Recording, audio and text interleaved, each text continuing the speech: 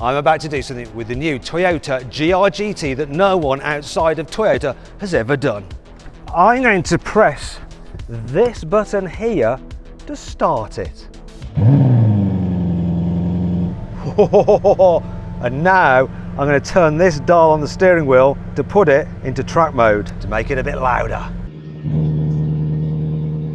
Now it's warmed up, I'm going to give it some revs. It sounds good in here, but I also want to hear it from the very back. Look at the droplets of water as well. Oh yeah. Well, this sounds great. There is something odd about it. If you look on the bonnet, there is no Toyota badge. Here on the wheels, there should be a Toyota badge, but there's not. It just says GR. Then here at the rear, there is no Toyota badge. Look, it just says GT and GR down here. And inside, on the steering wheel, where you definitely normally have a Toyota badge, it's GT and GR. That's because this is not called the Toyota Gr GT, it's merely called the Gr GT. And that's because while you have Toyota, Lexus, and now Century as individual brands, GR is now also an individual sub-brand. And they'll have a whole host of exciting sporty cars, with this one sitting at the top. The GT has a couple of firsts for Toyota. Now one of them is this, the chassis. It's made entirely of aluminium, and Toyota have never done that. The roof, the bonnet and the doors are carbon fibre though. It's the first time that Toyota's put a twin turbo petrol V8 into a production car. It's the first Toyota to have a carbon fibre torque tube. The LFA had a carbon fibre prop shaft just like this, but this was made out of aluminium. It's the first road car from Toyota that was designed first by the engineers in the wind tunnel, then given to the designers to finesse, not the other way around. And that's why every single vent you see is real. Real, real, real, real. Oh, very real. Real. Oh, I've got to lose my arm in there. Real. Feels like I'm birthing a cow.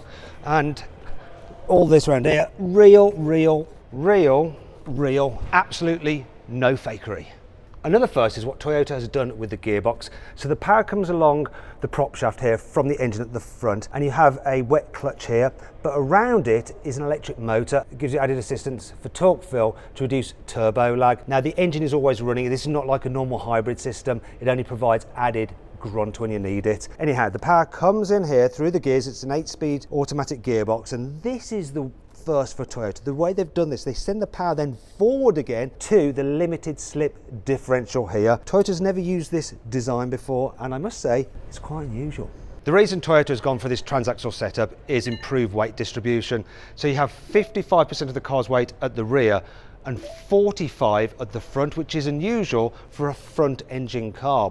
But this is more front mid-engine, because if you look here, you will see that the engine is behind the front axle. As for power and torque, well, Toyota said that this thing will put out over 650 horsepower and 850 newton meters of torque. Toyota has also said that the Gr GT will be able to do more than 320 kilometers an hour, which is 199 miles an hour. So you can bet they'll go over that to at least break the 200 mile an hour barrier, won't they? As a result, they need some big brakes on it. So look, we've got these huge carbon ceramics, these massive Brembo calipers. And to make sure the car handles really well, they fitted it with forged double wishbone suspension at the front and the rear. But there's something else. You'll see here, it's fitted with coilover suspension with adjustable ride height. And if you look at the top there, you can see those wires. It's because there'll be adaptive dampers. Here on the inside, the Gr GT certainly feels the part. So you sit really low in it. In these lovely carbon fibre bucket seats, they are great. And of course you can move them backwards and forwards, but the backs, they're fixed. Also you've got these lovely red seat belts as well, which match the stitching on the seats, and we've got red here around the drive selector as well. You've got a nice sports steering wheel with a flat bottom, and you have your driving modes there with a boost mode, and that's for your stability control setting as well, and your pedal shifters for the gearbox. Also, the switches are really chunky and feel more expensive than in any other Toyota. Now, I can't show you the digital driver's display. I have seen it. It looks familiar, let's just say that, but it's hidden at the moment, as is the main infotainment screen. But this is good. Look, some buttons there. I hope they're for the climate control. There's also a nose lift function there as well. Hopefully Toyota won't charge extra for that like Porsche do. Now the dash is covered in Alcantara, you've got leather, you've got some USB ports cut into the carbon fibre. I'm not entirely sure where you're going to then have the wires. I suppose you'll put your phone in the glove box maybe. As for practicality, there are no door bins here. There's no storage. No storage there. That's for the Mark Leveson stereo, so that should sound good. And where am I going to put my drink? Ah, don't worry, look, see these things here? See those? We have cup holders. And there's the wireless charging pad for your mobile phone. Something I've just noticed, if you look over here, we've got a roll cage, a half roll cage. It combines luxury with hardcore racing features. I like it. While I'm allowed to sit inside the car, what I'm not allowed to do is see underneath the bonnet. Another thing that Toyota won't show me is this, whether it's got an active rear wing, but look at these gaps here. That wing definitely moves. Another thing that I haven't said is that this is a production car. They call it a prototype. But look here, see that glass? It's got like an E mark on it, hasn't it? And then when you move down the side and you look at the door mirrors, these are homologated door mirrors, aren't they? There's even got the surround view cameras on there. Why would you need that on just a normal prototype that you're testing? And then if you look at the headlights, these are the things that they often change for road cars from concepts. Look here, look at this. See that? That's an homologated headlamp, isn't it? So I'm betting the production version is going to look identical to this. Now, another thing Toyota hasn't said is the 0 to 60 time. I reckon it's going to be 3 seconds, maybe even lower. They also haven't confirmed the pricing, but people are predicting it's going to be around £150,000, so Porsche 911 GT3 money. Toyota also hasn't confirmed that it's going to be available in the UK. They said yes, there will be Europe-wide sales, and this is a left-hand drive car, but they're definitely going to do a right-hand drive one for the Japanese market. It's going to be sold in the UK too, don't worry.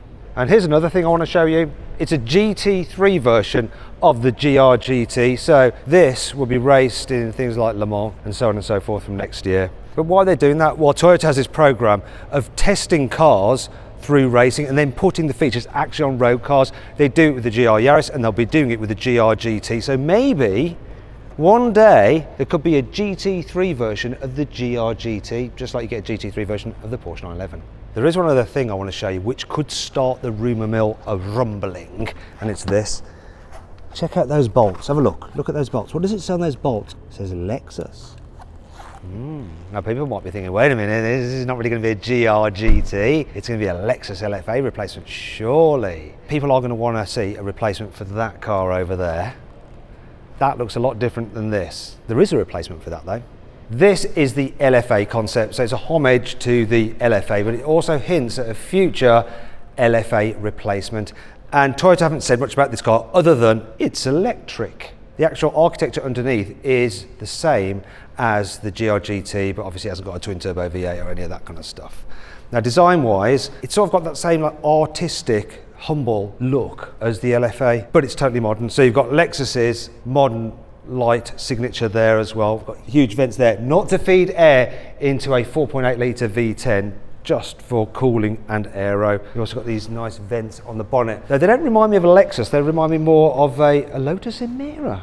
See what I mean? Moving down the side, so we've got some more vents here. Some very concept car door mirrors there.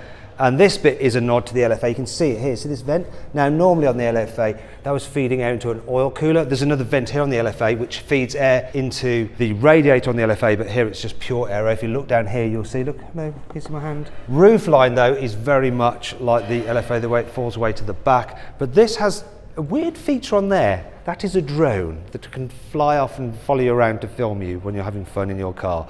Obviously that is not going to make production. What may do though, is a retractable rear wing which can go up or down again depending on which driving mode you're in.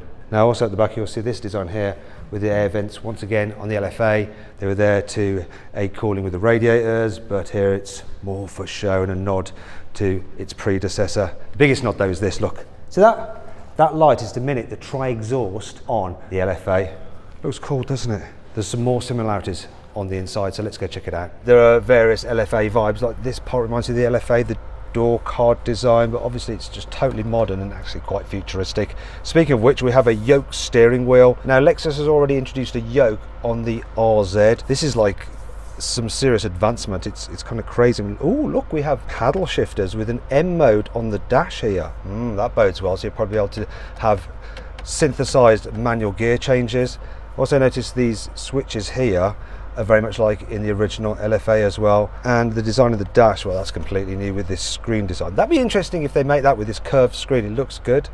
The materials in here, obviously it's very concept car-y, but it feels nice, and you sit very low in it as well. It's interesting that they've given the driver's seat a different colour to the passenger seat. We also have like this double bubble roof, which is nice, and the HVAC controls are actually up there. Look, so that's your climate control up there, so it's not down here, which is interesting. I wonder what other features it has. I wonder if it does anything if I press these buttons. Oh, did it? Did it just do something? It's like someone's turned it on. Wait a minute, that sounds like the LFA. It's obviously running through some sound clips that it could possibly do. I wonder if it does any others.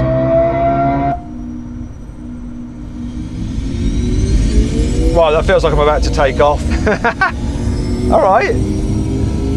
Well, it certainly seems like a lot of fun, but I don't really have much information about the car. I need to speak to someone from Lexus who might be able to help me, because details on this car so far are really, really scarce. And I guess you want to find out more. I want to find out what's going on. I've been on various Toyota and car forums and have compiled a bunch of questions that people like you might have been asking online about this specific car. Now, Toyota engineers and designers are usually quite, secretive. They don't give much away. But I'm an expert investigative journalist, and I can get blood out of a stone. So I'm going to ask the questions now to the car's chief designer and project manager. So, right, first one, this is to the project manager. Why have you abandoned the lovely naturally aspirated V10 for electric power?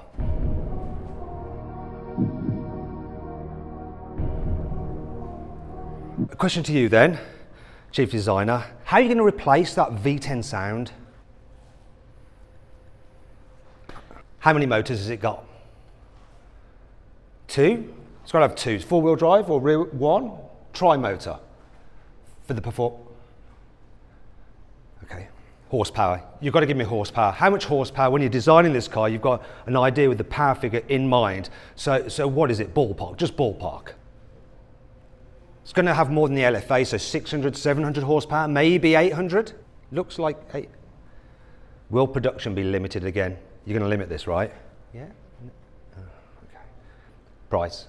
Looks expensive, £500,000. Bit more? Higher? Just look up for higher, look down. Right, last question, then I'm giving up. Will you get a racing version of this, like you did with the old LFA? Racing electric cars? Does anyone care? Well, thanks guys for your time. Well, I didn't manage to extract any extra information from the guys from Lexus. I was a little bit more successful when I headed out to Japan to get the inside line on a forthcoming Toyota. Now, if you like the original LFA, I've got a banger of video coming out for you soon. It's going to be a drag race of an LFA against a Carrera GT. So make sure you subscribe to this channel so you don't miss that video. Anyway, let me know what you think of the cars you've seen today on this channel in the comments below, and of course give the video a like, and as ever, thanks for watching and I'll see you next time.